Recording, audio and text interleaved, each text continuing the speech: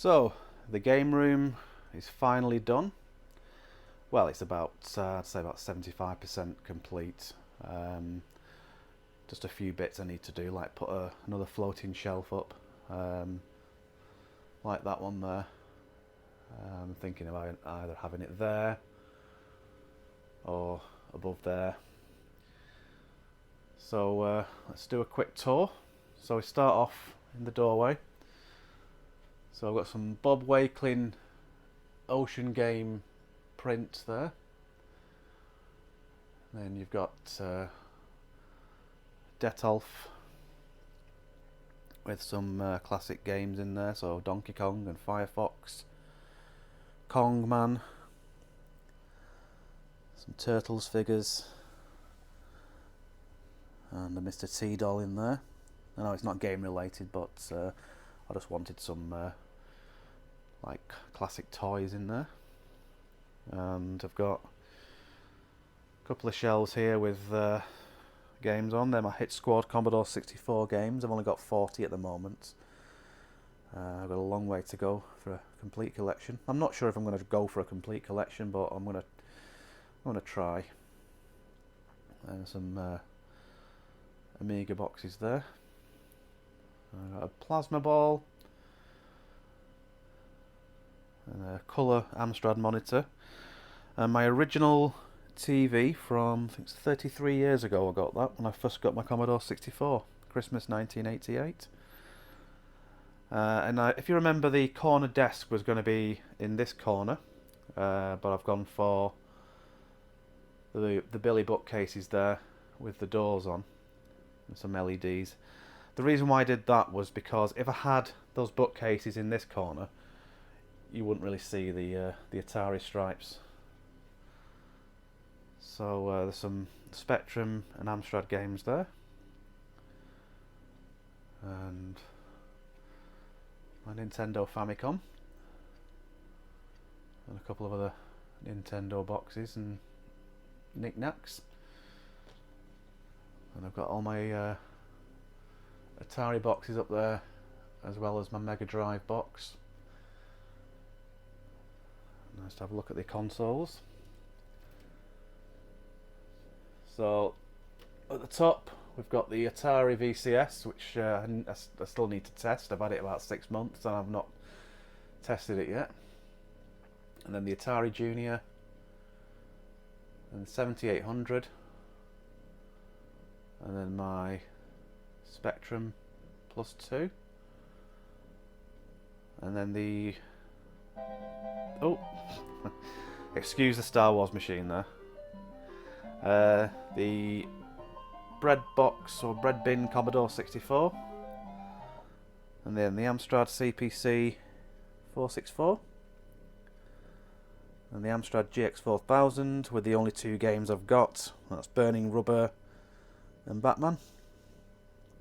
And my Mark 1 Master System and Game Gear, Mega Drive, Mega CD, and Rob the Robot,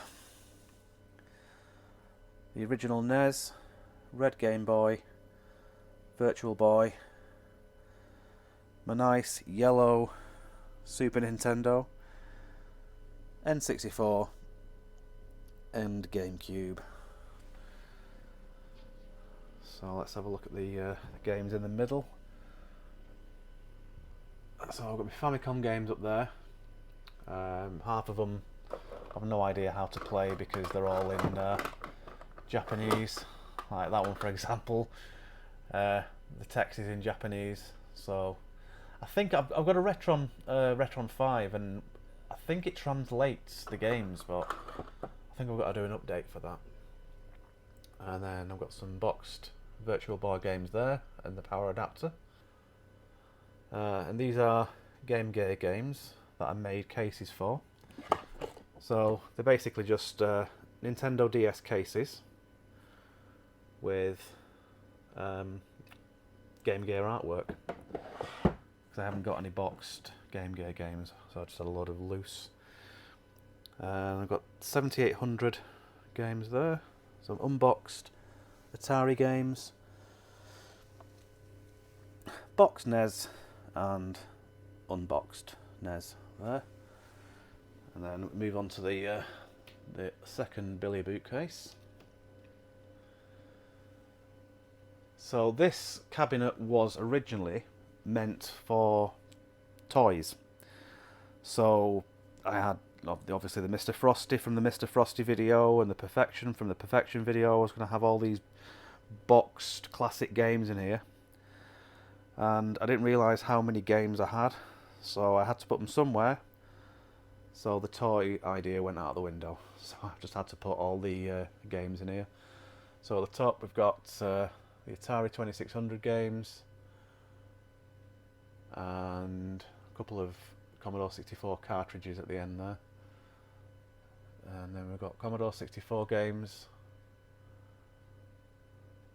there, and some more down here.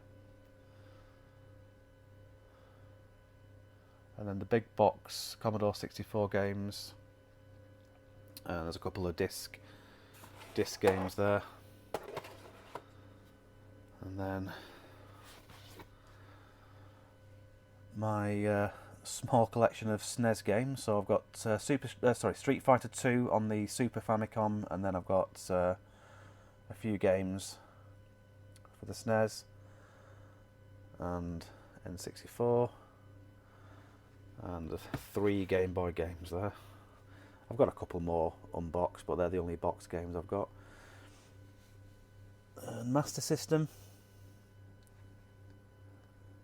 Unboxed Master System. Mega Drive.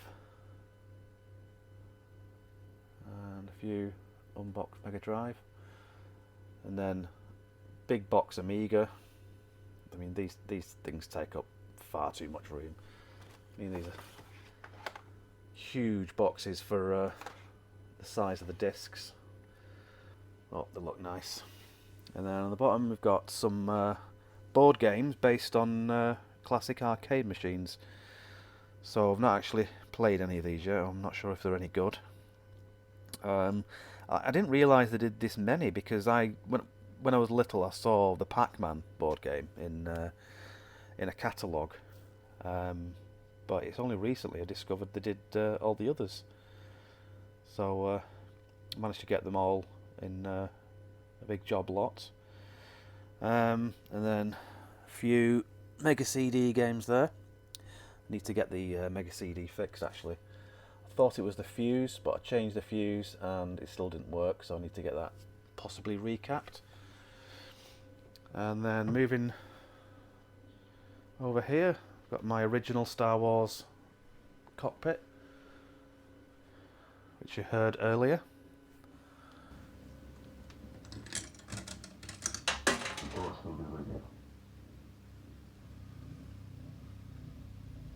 Red 5 standing by.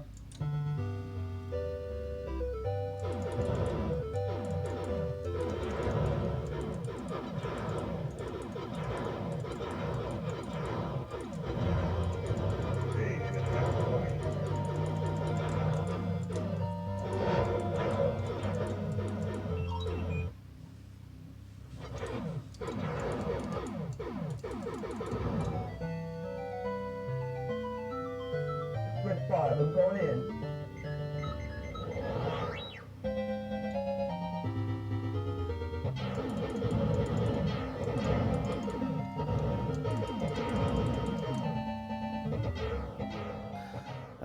This is a huge heavy thing. It's meant to be on wheels, but there's only 2 wheels at the front, there's none at the back, so that's why it's on this like plastic table thing, so we could actually get it in here.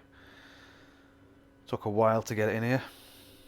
And then the Pac-Man machine that I had, well, I had the actual frame built by a guy I know in MDF, and I just did the rest. So it had, so it's got an original marquee, an original bezel, glass, and control panel.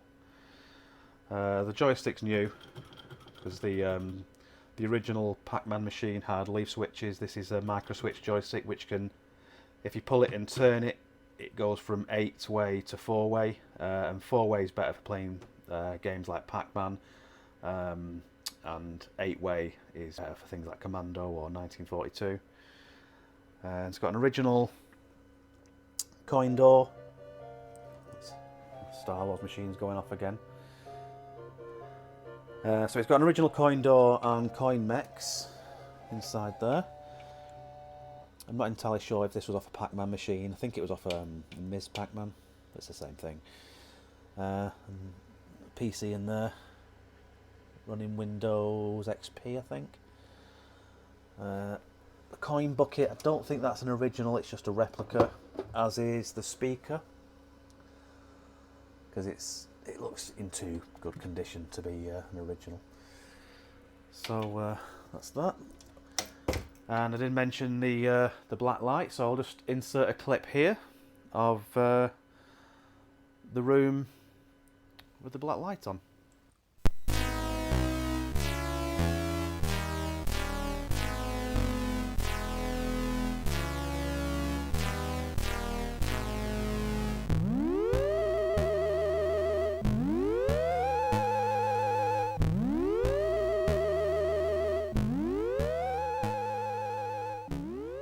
So, like I said, it's about 75% complete.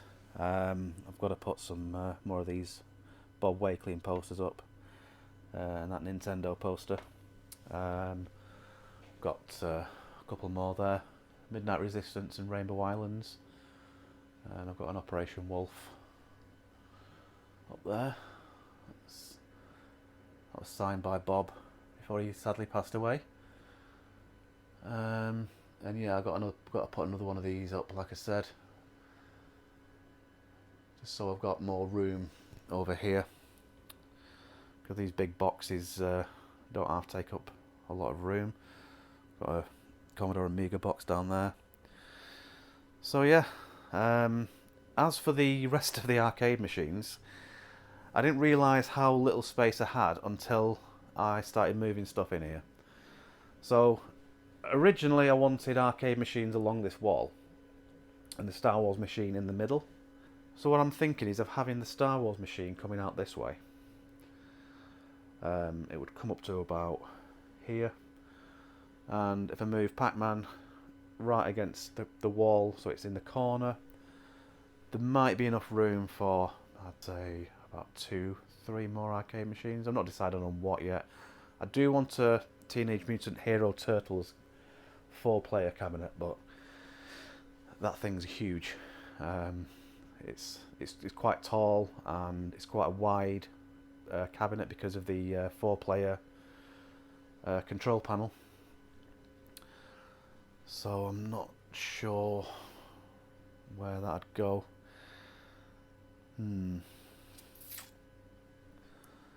Anyway, I've waffled on far too much. So yeah, I just thought I'd do a little update on the game room as it is. Got to do a video on some pickups that I acquired at Play Expo, and a couple more vintage toy reviews. Not entirely sure what yet. So that was the game room tour, and I'll see you next time. Bye.